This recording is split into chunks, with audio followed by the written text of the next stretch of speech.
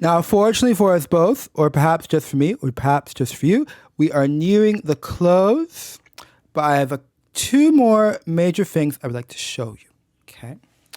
And to do this, I'm going to play the beginning that we already heard, the introduction, and play a little bit further. And of course, the next episode of Harmony for the General Public, we will likely go there. Okay, just a reminder, I am teaching you harmony. Harmony is a story. And to use an example, it's my own orchestra work. Help is on the Way for orchestra in 5 movements. It's what I call an adventure for orchestra, about 37 minutes to 42 minutes of music, though today we're just focused on the introduction of the first movement. Wish me luck.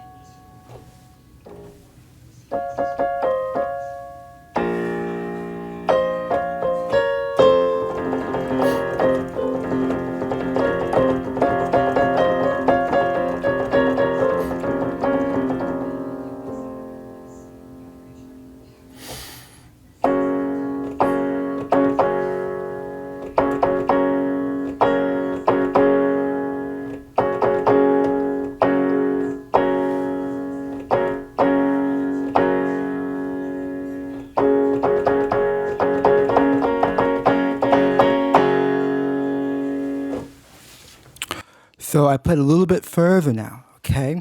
And do you notice a big contrast, right, with the material that we were already familiar with, right? Very, very different, I hope, okay?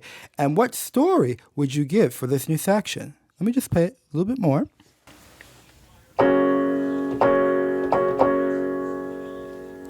Feels a bit declamatory.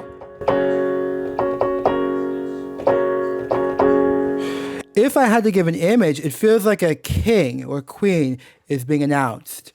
He or she is being lifted out in the village, and everyone's like, oh, look, the king's here, right? It feels like something exciting and beautiful is about to happen, okay?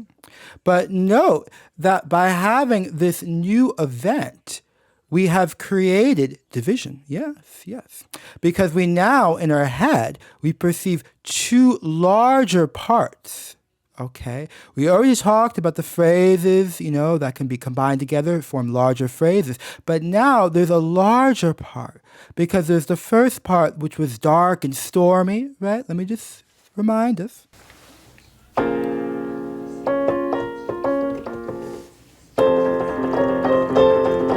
Dark and stormy, okay? Now,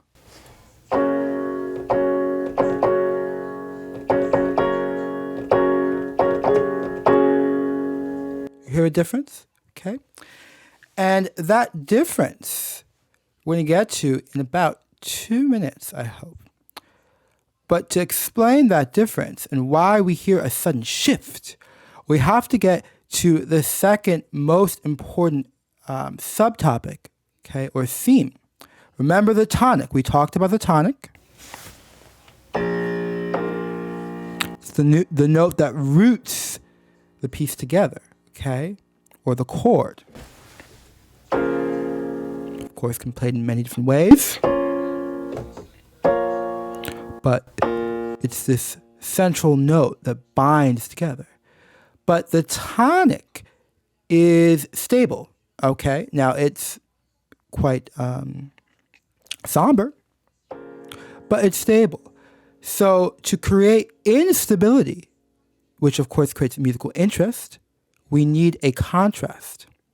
And the contrast is supplied by a chord that we call the dominant. Okay, don't worry about why it's called the dominant, but it's a chord that forms a contrast with the tonic, creating a sense of urgency. Listen carefully.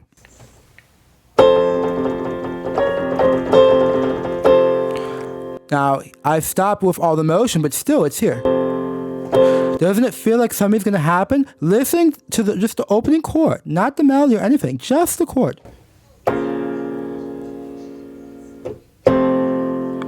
something's going to happen, right? Something's going to happen. You can do all kinds of fancy stuff on top, but underneath it all, the harmony is what's inspiring the change. Listen one more time.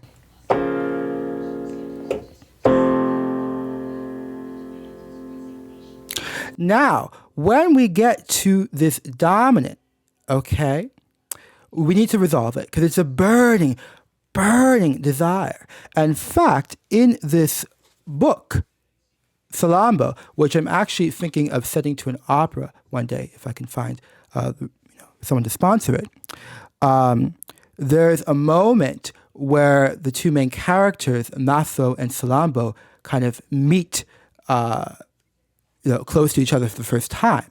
And there's like this burning desire, right? And it's deeply forbidden because they're from two different cities, two different races even, okay? So it's like very, very, not okay for them to even be in the same room, right? So what do you think a composer would do here?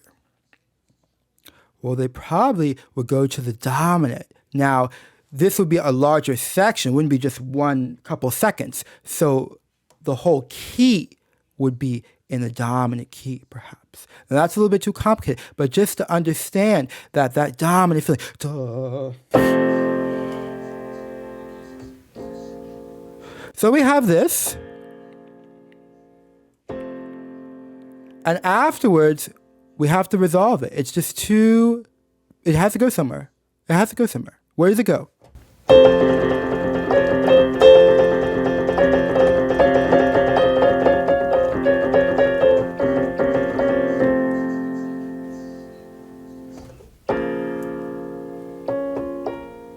Could go back to where it was, though there's a risk that the audience will get bored. But sometimes in a larger work, that's not an issue because we have more patience. Or it could do something else.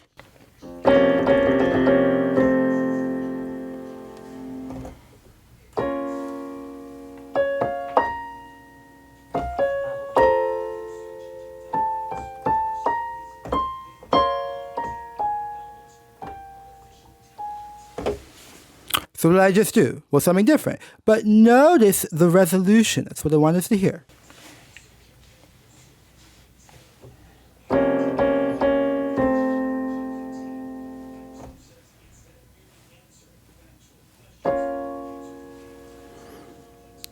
It's higher up, but it's still what we call a typical resolution. Okay, it feels natural. It's what we expect. Now we create interest by putting in different registers, kind of spicing it up, changing an instrument. But ultimately, it's what we expect because we're going back to the tonic. Okay. Now what we can do instead is a surprise, and in fact, that's what I do in my piece.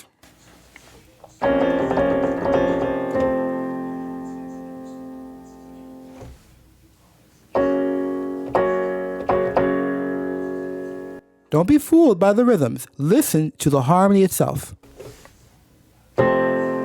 Burning desire.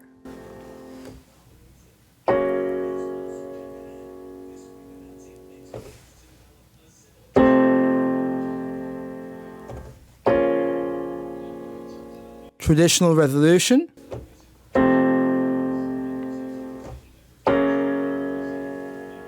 And in fact, this new land we go to is thanks to a concept that we call key change, okay? But unfortunately for you, key change is beyond the scope of today's first lesson in harmony. So if you have understood, you're dismissed. If not, we will do a quick wrap up right now, rapid fire. Just give me 1 second. Harmony is a story. Okay, we have the tonic, which is kind of the root, okay, roots everything together. We have the dominant, which creates burning, burning desire. We have phrases. Phrases can be very short, very small, and they can be teamed up together to be larger.